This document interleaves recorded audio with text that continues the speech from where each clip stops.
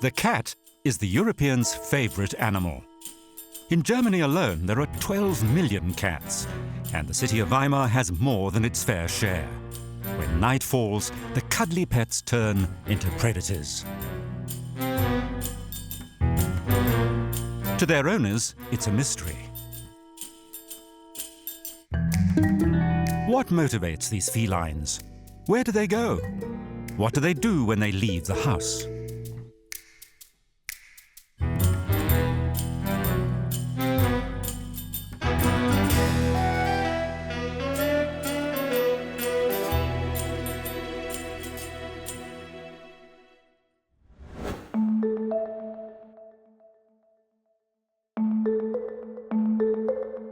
Bauhaus University in Weimar.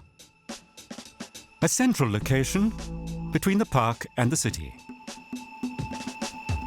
The behavioral scientist Dunja Thyssen-Musser has traveled from Hanover to conduct an experiment.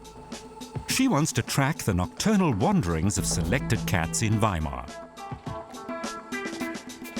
These collars, especially designed for cats, are essential to her experiment. Zum Glück muss man heute nicht mehr hinter den Katzen herlaufen. Fortunately, you don't have to run after the animals anymore. There are GPS collars for cats that are light and comfortable.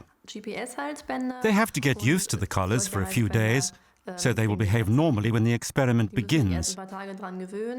Go their usual routes and not simply stay at home because they're frightened. But as soon as the cats get used to the collars, they go outside just like before. The GPS transmitters have to be small and powerful. They will constantly signal the exact location of the cats over 5 days. In this experiment, I'm observing cats that are kept as domestic pets, but are able to go roaming when they want to. I'm interested in where these free spirits go. I'm investigating cats in Weimar because it's a very green town and has a large cat population. Currently, there isn't any scientific study of roaming cats in German-speaking countries. First, the behavioral scientist meets cat owners who are curious about what their pets do when they leave the house. Before beginning the experiment, she needs to check if the animals are fit enough.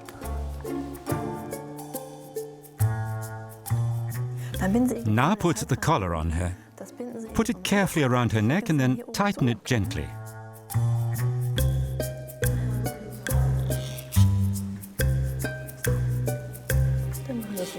Of course, you should ideally do this relaxed and at home.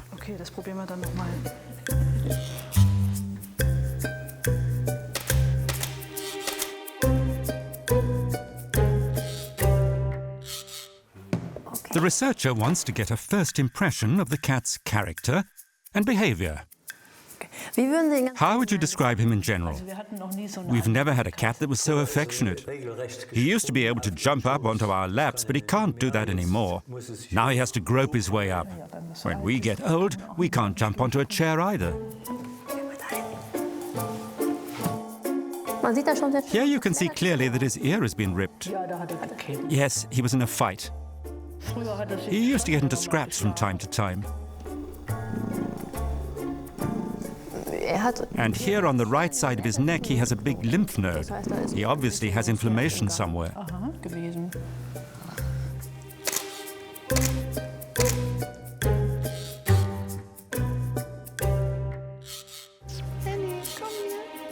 Thyssen-Musser selects 10 animals. Old, young, male, female, shy, cheeky. Single pets and group animals. Do they sometimes bring mice or birds home? They sure do. More than enough. Everything. Everything? What exactly? Well, not many birds, we forbid that. The cats aren't completely obedient, but they bring any number of mice home. Last year, at least 50 or 60 mice. That's why we suspect things are happening out there that we don't know anything about. So we're very interested in what they do.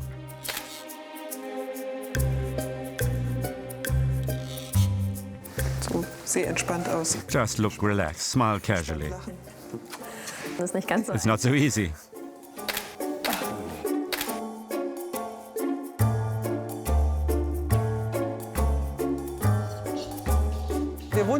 We live just across the way, near the university grounds. Okay. Our cats know the area well. Uli. Ernie. Tschüss. Tschüss. Tschüss.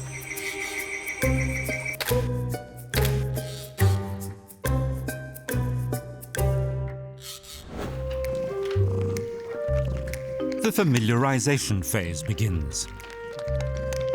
Treating their pets to tasty snacks, the owners soon get the animals used to wearing the GPS collars. The cats associate them with a reward, test them, and discover that they don't restrict movement in any way.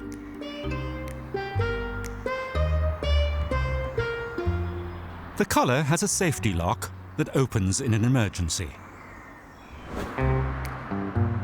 Some of the cats accept technology so readily that they can be fitted with specially developed cameras to record some of their excursions.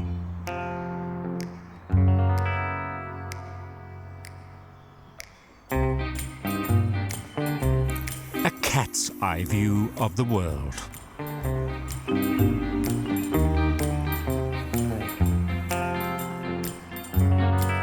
The cameras supplement the GPS data with images of the cat's adventures.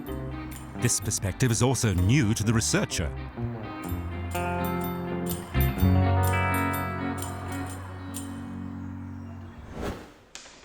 The park on the Ilm, in the center of Weimar, forms the core of the research area.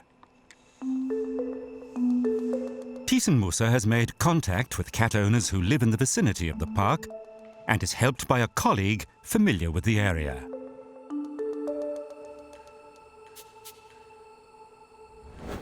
The vet Axel Peukert not only knows Weimar well, some of the cats are his patients. He often walks through the park. The River Ilm divides the park into an eastern and a western section. Grassy meadows characterize the landscape. Hinter uns ist das Tal der Ilm und diese wilde Wiese. The Ilm Valley is behind us. This meadow is ideal for mice. Kann hier recht gut jagen. Ohne Katz. A cat can hunt very successfully here. Höhe her. The grass is just the right height for a cat. Wenn ich mich aufrichte, schaue. Und When it stands up, it can survey the entire meadow. And with its wonderfully developed sense of hearing, it can hear where sounds indicate the presence of a prey. Geräusche wie Beute macht. Und da würde ich mich anpirschen. A cat can stalk perfectly in this meadow, and of course it has the advantage over a small rodent which is much smaller than a cat and can't see as far. Ja, der hat viel weniger Überblick, da komme ich einfach besser ran. Weimar is the unofficial cat capital of Germany. The town has 65,000 human residents and approximately 10,000 cats. The park on the Ilm is an artificial landscape created in the 18th century according to Goethe's design. The poet created a leisure area inspired by nature, with bridges, ruins, and a Roman house in the classicist style that was fashionable at the time. The local vet, who knows the area well, meets his colleague on the university grounds adjoining the park. Hallo, Sonja Thiesenmusser. Hallo. Together, they define the research area. Over the next 5 days, the cats will supply the data of their explorations around the clock.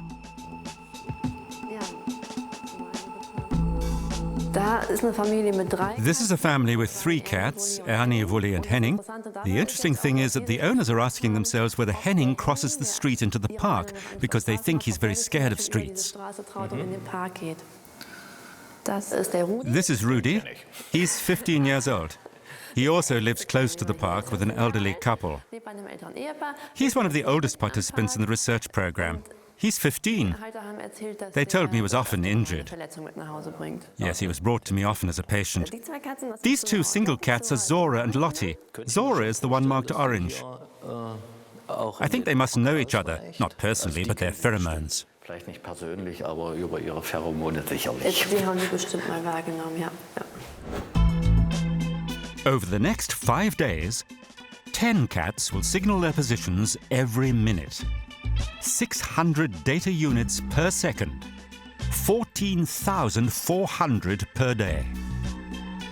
The cat researcher will gather tens of thousands of data units. These she will read and analyze to study the area in which the cats prowl.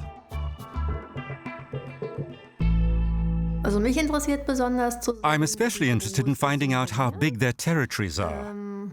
wenn wir jetzt wissen, Weimar. Since we know there are a lot of cats in Weimar, their territories are probably smaller than, say, that of a farm cat in the countryside. I'm also interested in comparing the behavior of the cats, whether, for instance, the territory of the male cats is bigger than that of the females. Lottie was the first to get used to the GPS collar. Using the data, Thiessen-Musser will analyze Lottie's most interesting paths first. Lotti is very fond of people. She's sociable and trusting, not at all shy. That's her character.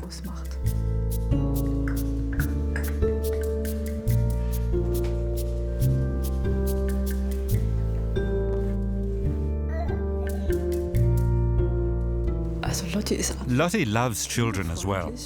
Of course, you have to watch out when the little one grabs her that nothing happens. But actually, Lottie gives good signals. One unambiguous signal that Lottie gives several times a day is that she wants to go outside. She starts staking out her core territory in the garden. Through scent glands in her head, cheeks, and paws, she scatters her individual pheromones. This is her domain. I'm very curious to know what she's doing when she's outside and how far she roams. On her travels, Lottie registers the scent marks of other cats, thus recognizing her own boundaries. During the day, she makes lots of little excursions near the house, without a specific destination. Her longest route on the first day takes a westerly direction.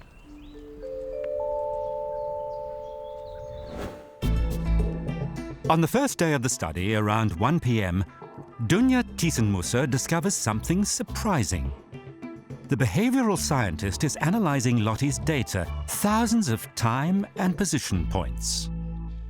In the case of Zora and Lottie, who live in the same area, I was mainly interested in finding out whether they know each other and share a territory, or whether perhaps one runs there and the other takes another direction. Reconstructing this 60-minute excursion from the day's data gives the researcher useful information. Apparently, it's a trip to the border, at which the two animals spy on each other without an actual sighting. They can smell each other. While Lottie first slopes off to the east during the afternoon, she soon turns around and follows a zigzag course westwards. Apparently, she's renewing her scent marks and investigating border violations by other cats. Precisely 12 hours later, shortly after 1 a.m., Zora checks her borders in Lottie's direction and recognizes the movements of her rival from the scent marks. A cat is very interested in seeing how far it can go, for if it just stays where there are no other scent marks, it doesn't know if it's able to expand its territory. Zora's territory is different from that of all the other cats. The data doesn't reveal exactly where she lives. All the other cats have a focus point on which countless data units overlap. Zora, on the other hand, appears to have her home and 3 other favorite locations. Why?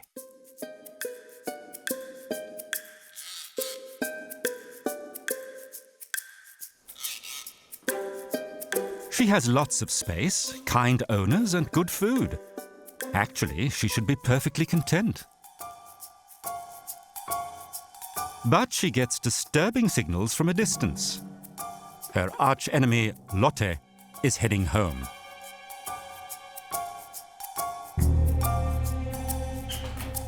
Lotte.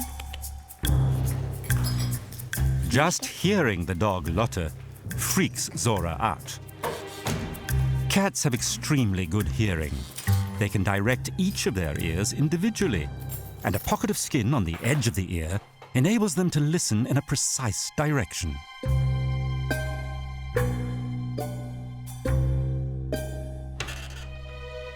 The dog, Lotte, is a horror for the sensitive Zora.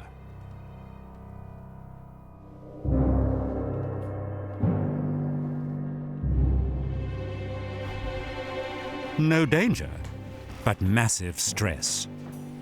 The dog only wants to play, but Zora will never get used to the clumsy movements and the hectic wagging of the tail, which cats only perform when they're angry. The dog takes over her territory. When Zora lived here on her own, she was the queen. It all belonged to her. She ruled over every room and had several places where she slept. That was over when our dog Lotte moved in. At first she retreated to the upper floors. Und dann haben wir es geschafft über eine... And then, after a long time, we managed to establish a sort of peaceful coexistence. We're hoping for some insight into the puzzle. Über die Rätsel, die sie uns aufgibt. At least Zora can still retreat to her favorite hedge in the neighbor's garden. It's apparently her refuge. Rudy's situation is quite different. He's the senior in the study group and lives conveniently right next to the park on the Ilm. The cat is an opportunistic hunter. It feeds on the prey it finds easiest to catch. Rudy used to be able to open all the doors. He simply hung on the handle, and if he couldn't open the door immediately, he kicked it until he was inside. But he can't do that anymore, and that's a good thing because it was terrifying sometimes. When we were watching a suspense movie, the cat suddenly shot into the room. That was not pleasant. He was the leader of the pack and chased all the other cats. He was really strong, but he isn't anymore. We often see that he's been bitten badly. Und jetzt haben wir zweimal festgestellt, ist am Schwanz gebissen worden. Rudy is really old and no longer very spry.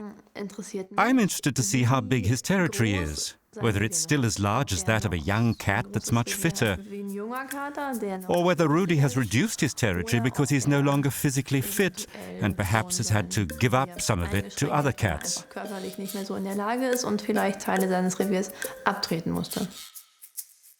During the day, Rudy walks mainly through the neighbors' gardens on the edge of the park. In daytime, the park is very crowded. Interesting, but dangerous. When a dog invades his territory, Rudy arches his back.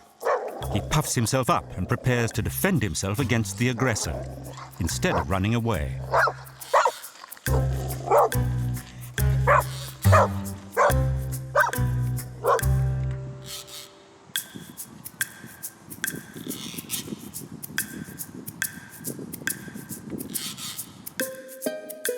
Rudy is a true veteran.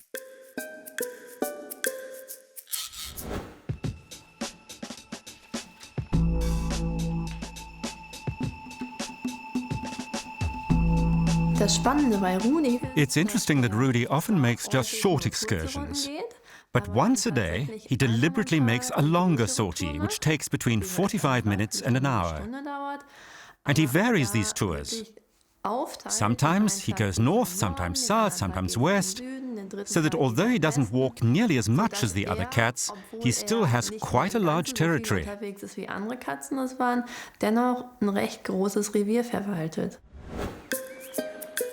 Cats are privileged animals. They live with people, but also wander away from their homes quite independently. When they return, they often clean themselves immediately. They aren't just removing dirt and combing fur through their rough tongues. They're taking in new smells. For cats, cleaning is simultaneously hygiene, analysis, and relaxation.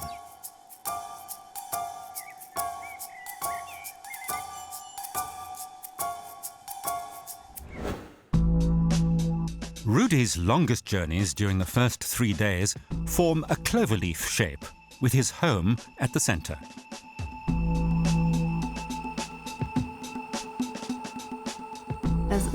It's a very energy-efficient way of controlling a territory. Rudy is much more efficient than all the other cats, which refresh their marks everywhere, every day. He's very well organized, one day here, one day there. If a cat refreshes its scent marks about once a week, that's quite sufficient.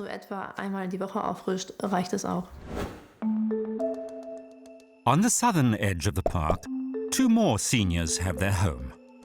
But they're not friends. Although the family took in the 2 cats at the same time, they have very different characters and live completely different lives.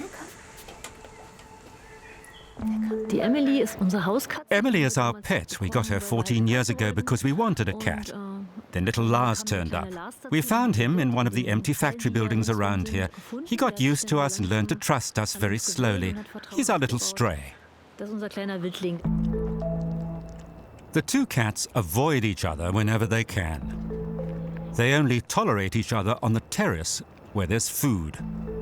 But they remain mistrustful.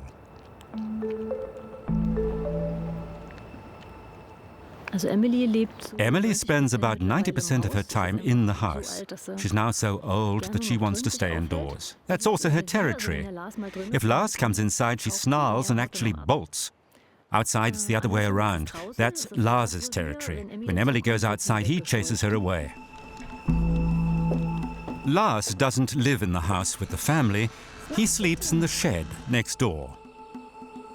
It took a lot of time and patience to win the shy cat's trust. He's still very timid and cautious. He runs away from disturbances and things he doesn't know.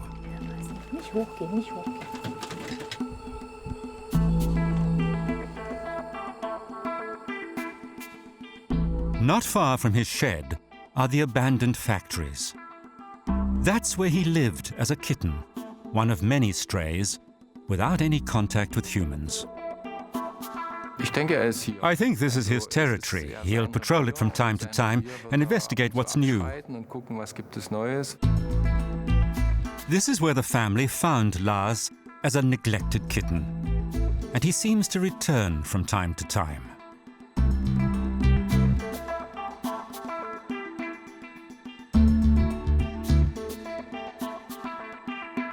Surprisingly, although they view Lars as a wild cat, his territory is almost exactly the same as that of his domestic rival. Lars is also a stay-at-home. These 2 have the smallest territory of all the cats in the study, and they take turns using it, sometimes only for a few minutes.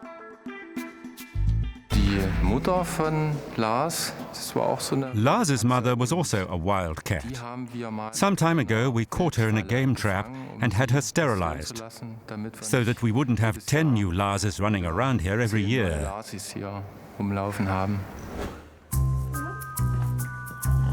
Orphaned strays, like those that the animal conservationists take to the vet Axel Peukert, they have to be fattened up first. Neglect leads to malnutrition, severe illness, and often death in kittens. Cats adapted to humans and became domesticated 10,000 years ago. Left to their own devices, they suffer from neglect. Also denen geht's relativ gut. These ones are doing pretty well, but some have terrible open joints or such bad diarrhea that you want to hold your nose. I'm used to a lot of things, but that's no joke. Sometimes you have to make a selection. Some cats can't survive, they're too weak.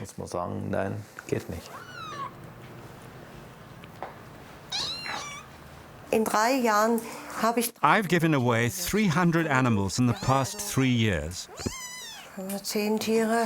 But we have 10 animals we can't give away. They're not up to it physically or psychologically. In the life of young cats, there's a short time span that will stamp them for the rest of their lives.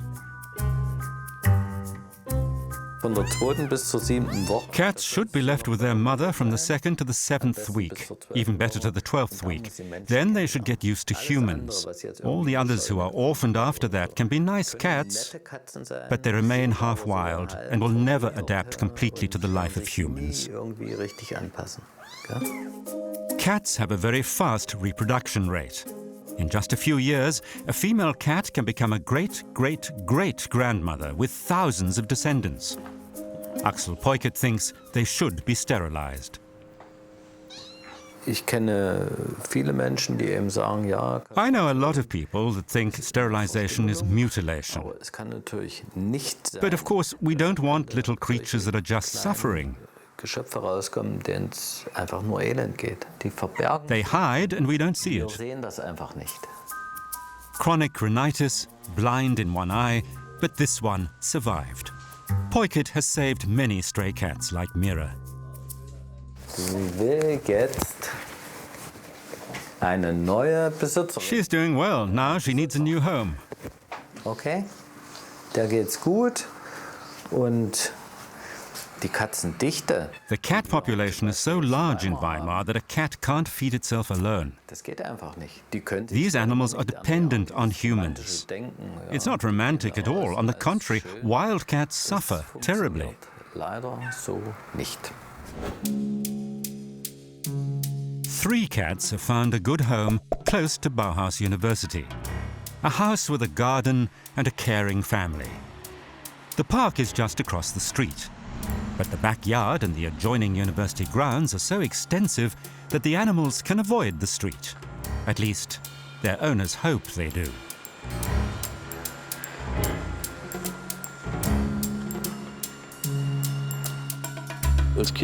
When I was a child, I saw our cat being run over by a truck and her eyes bulging out. I still have this image in my head. After that, I said, never again. After all, you really get attached to a cat. Then it suddenly happened. Ernie entered our lives. And then one thing led to another. After Ernie, 4-year-old Wully came along and had a kitten, Henning. He's 2 years old now and also lives with the family. The cats have to make compromises in the house and garden. It's becoming more and more a coalition and coexistence. Without having any great fights, they're able to agree they tolerate each other, but they also avoid each other.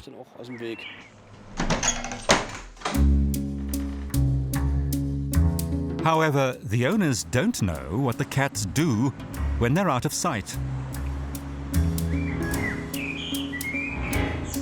Their cats are unusually affectionate. When the owners visit the nearby Bauhaus Cafe, they are kept under surveillance. I'm being followed.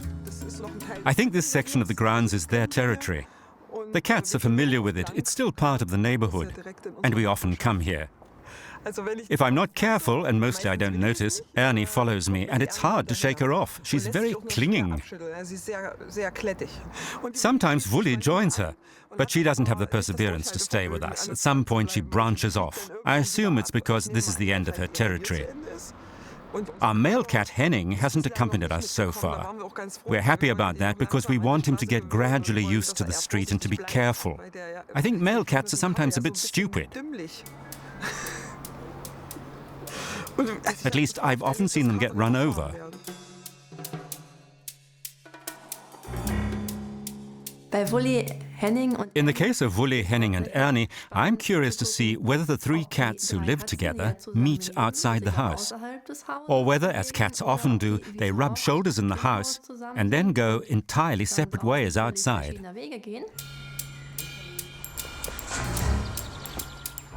The grounds around the cafe are a huge adventure park. The GPS data shows that, unlike the other cats, these 3 are always together outside for a short while each day, even though they don't particularly like each other. The boundaries between playing and fighting for superiority and status are blurred here.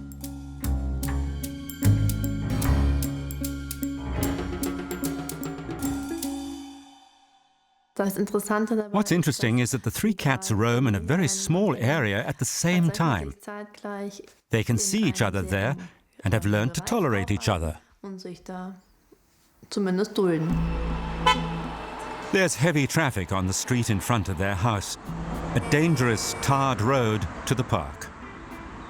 It's difficult for cats to judge how fast cars are traveling, but they can learn to cope with the danger.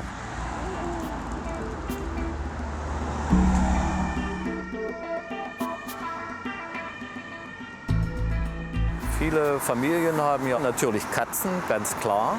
Und wenn die Straße queren. Lots of families here have cats, and it's dangerous when they try to cross the street. Firstly, cars and bicycles are a completely different category. Sind natürlich eine ganz andere Etage, das ist das eine. Und dann.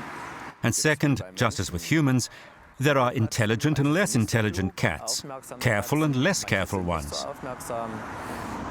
I know some cats that actually look left and right before crossing the street. They usually get to be quite old. The park across the street entices the cats. Mice, rats, lizards and birds abound. It's a cat's paradise.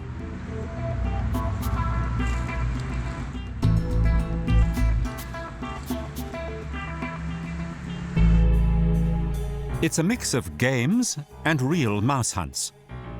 Sometimes they even hunt their own species. The cat's prey is small, so they never hunt in groups, always alone.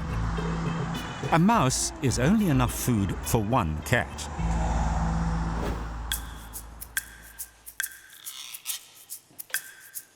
Once in the park, Ernie and Wully split up, but the researcher is tracking them both.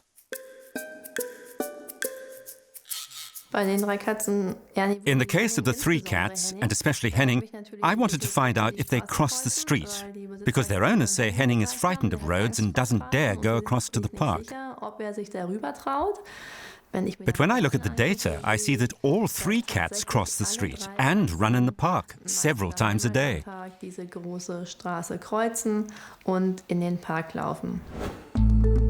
The 50-hectare park has a mixed landscape.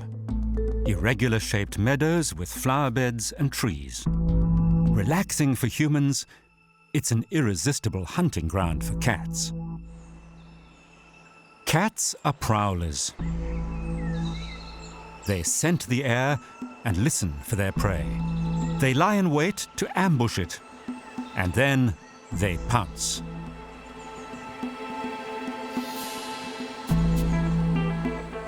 There's a house on the edge of the park in which the composer Franz Liszt once lived. Ernie loves to come here.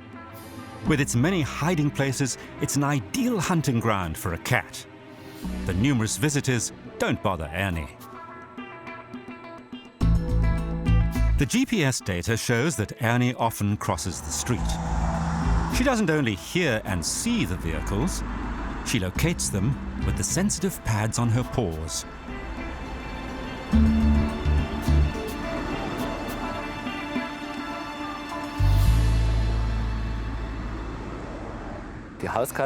Of course, the domestic cat has adapted to humans.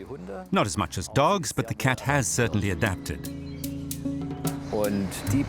It doesn't have to hunt anymore. The can opener supplies her with enough food. The domestic cat has an energy requirement of about 40 kilocalories. That's not very much, a little bag of food. But she has a hunting instinct that regularly asserts itself.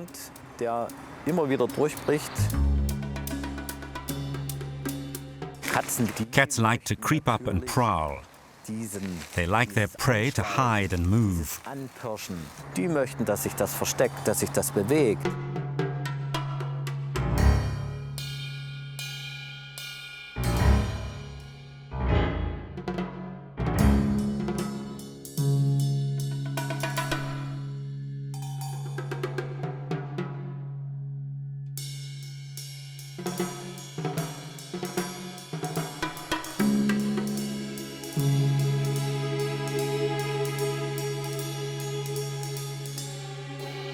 Der Abschluss der Jagd, To a cat that's not hungry, the kill itself is uninteresting. nicht hungrig ist, tja, eher Ruck und Zuck und das war's. But everything else, everything leading up to it, is exciting and fun. Das ist spannend. Das On the macht hunt, Spaß. a cat must concentrate all its senses, be mentally and physically focused, and cats love that. Körperlich aktiv sein, das mögen die. To humans, they resemble children. Big eyes, snubby noses, round faces, cute. But cats are beasts of prey, efficient, fast hunters.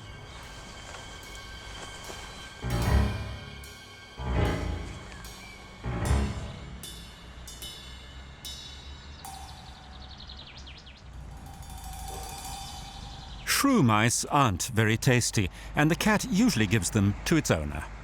Apparently they think we are poor hunters.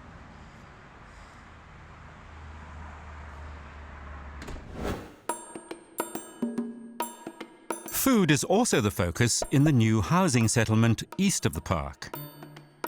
Klaus Wölkchen knows the area well. Every day he goes foraging, but in a different way. The cat population is especially high in this district. There are cats living in many of the houses.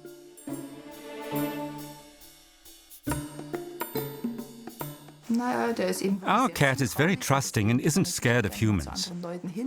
He often visits the neighbors, who probably also feed him. Everybody loves him.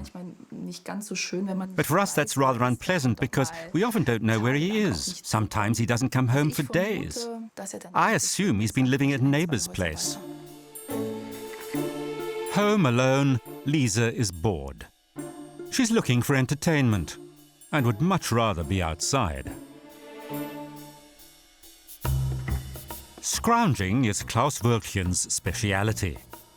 As a classic visitor cat, he has a daily routine.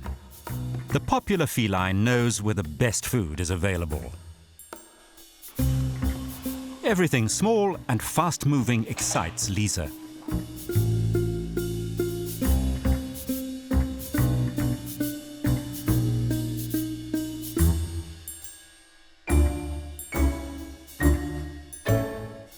The large cat population restricts the size of the individual animal's territory. Even the neighbor's yard is often out of bounds. But the rivals' feeding bowls are simply irresistible.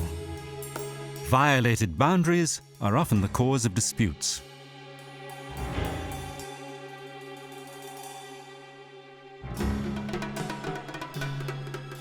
The domestic cat is descended from a desert animal. It drinks very little. With the sharp papillae on its quick tongue, it creates a water spout from which it drinks as from a fountain.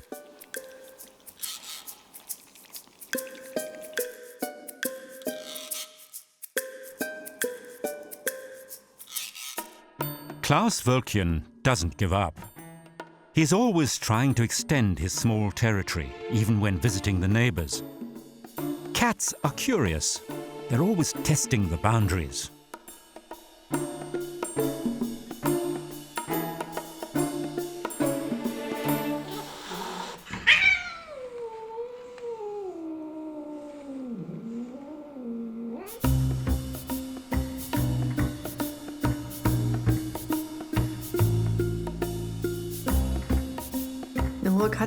A high-density cat population can mean enormous stress for the animals.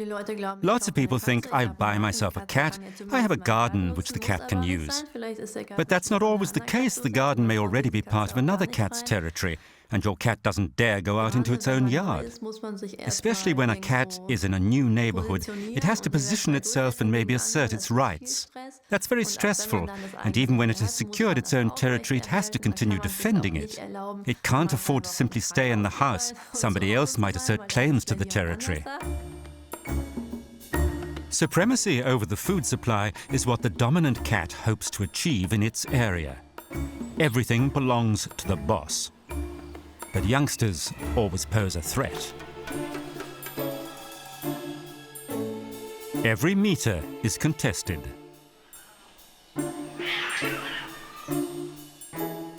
Each animal defends its territory and continuously tries to expand it.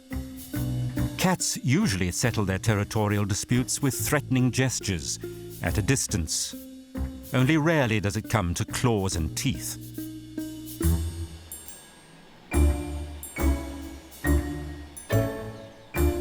The weaker animal concedes.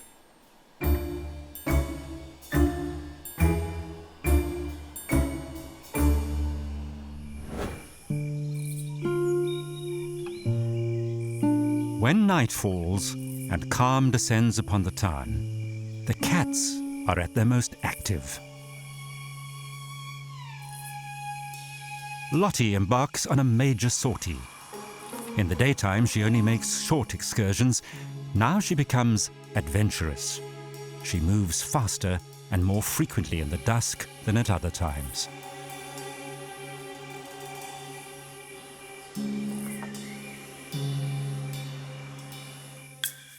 She crosses the wide street and runs through the long grass towards the river Ilm, which flows through the middle of the park.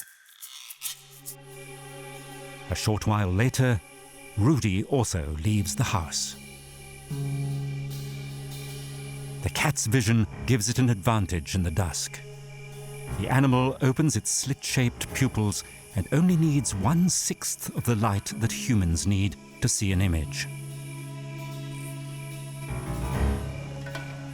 Cats cannot see the color red. On the other hand, they can see multiple shades of blue.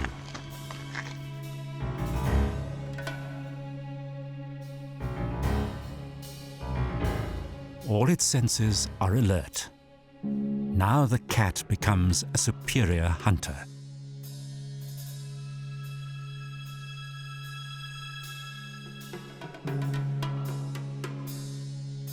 This evening, the old swing bridge across the Ilm happens to be the scene of a border conflict. Rudy approaches from the east. Lottie advances from the west. The meeting is unintended and unpleasant for both cats. Only the river separates them. They menace each other at a distance. Neither dares cross the bridge. Rudy is making one of his highly efficient excursions tonight. This time, he's patrolling the middle of the park.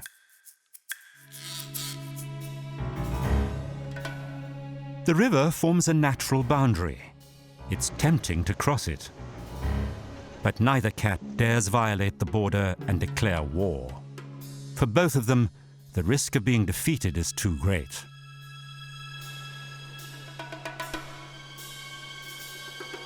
A truce. The two cats respect each other's territory, at least for tonight.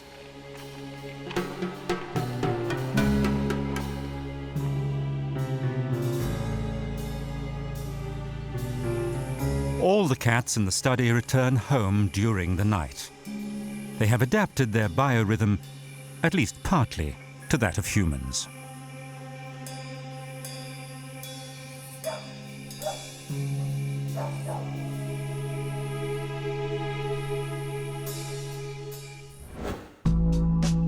The data shows that Lottie is more cautious than other cats.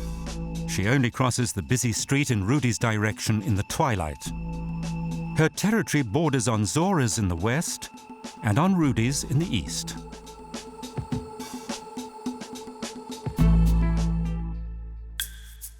Lottie's tracks in the park are still very fresh. The very next day, Rudy crosses the old swing bridge. He examines his rival's pheromones for status and claims. This is a challenge to Lottie.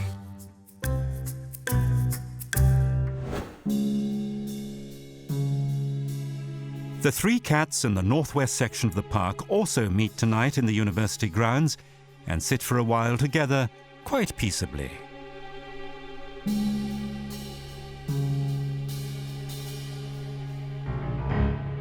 Now, at the feline hour, the loners enjoy the company of other cats. A mysterious phenomenon that has often been observed by researchers, but never explained.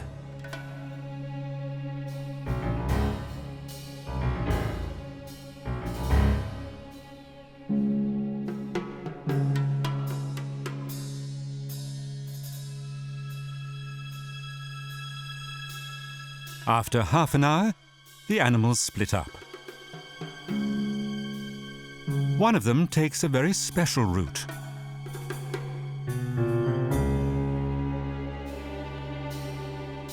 Henning runs through the park to List's house, across a bridge in the direction of Goethe's garden house, and in a wide arc across another bridge back home.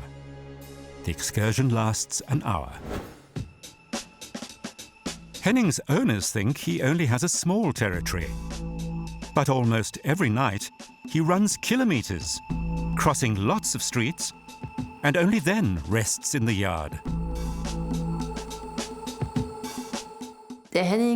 Of all the cats in the study, Henning has the largest territory. It stretches in all directions and often takes him deep into the park.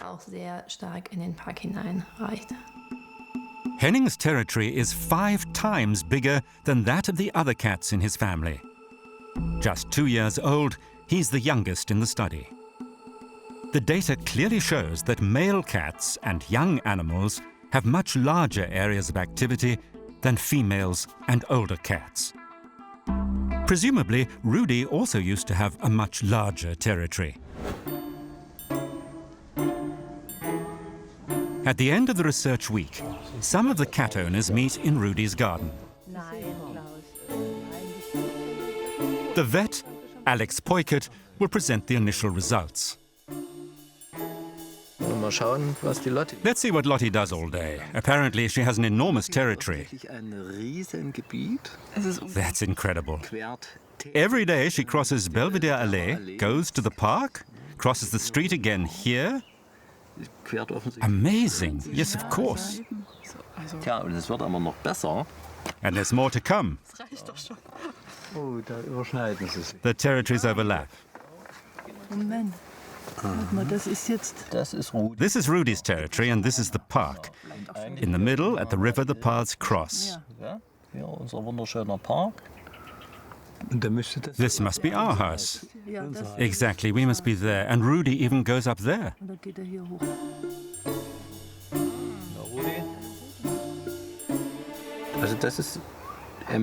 This is Emily's radius, and this is Lars's territory. Identical. But they patrol the territory at different times. They alternate and avoid each other. Lars follows the exact same route as Emily and wonders, what has she been doing?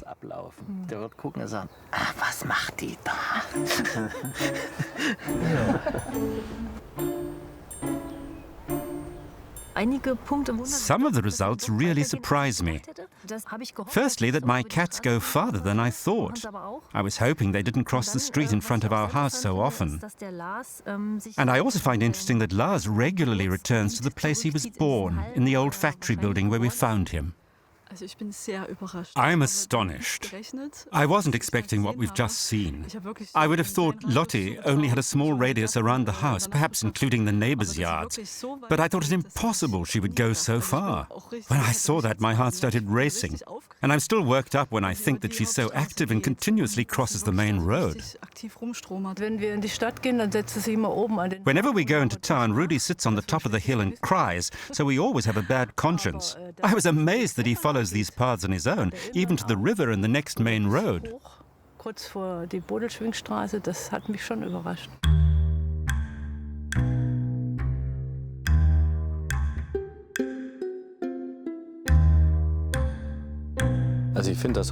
These results are extremely interesting. Now I can show pet owners how big the territory of their cats can be. I've analyzed the data roughly with my colleague, Dunja Thiesenmusser, and the results were new to me. There aren't many studies on this subject. For behavioral scientists, and we vets also have to be behavioral scientists, these studies are very interesting and extremely informative. In 5 days, just 10 cats have left an almost indecipherable tangle of tracks. All the cats in Weimar have probably divided up each square meter of the town amongst themselves. But the cat's map of Weimar is completely different from the one we humans know. Für mich war sehr interessant zu sehen, wie die Katzen sich tatsächlich bewegen. I was fascinated by the cats' movements, especially where they differ radically from the expectations and descriptions of their owners. Now it would be interesting to collect the data for all the cats in Weimar, perhaps over the period of a year or even longer, so we can establish truly representative patterns. But that would be an enormous undertaking. Ganz Weimar alle Katzen zu monitoren und das Ganze. This kind of research on cats is only in the initial stages. In the coming decades, we'll learn a lot more about these animals. Things we don't know now. Also ich bin ja der Meinung, dass Tiere I think animals have a character and a soul. und so wie wir Just as we humans vary a lot, have various needs and live varying lives, so do cats. leben, so machen das auch die Katzen. Das ist einfach so. Und die sind They include everything, from phlegmatic types to narcissists. bis zum Narzissten, da ist, glaube ich, alles dabei.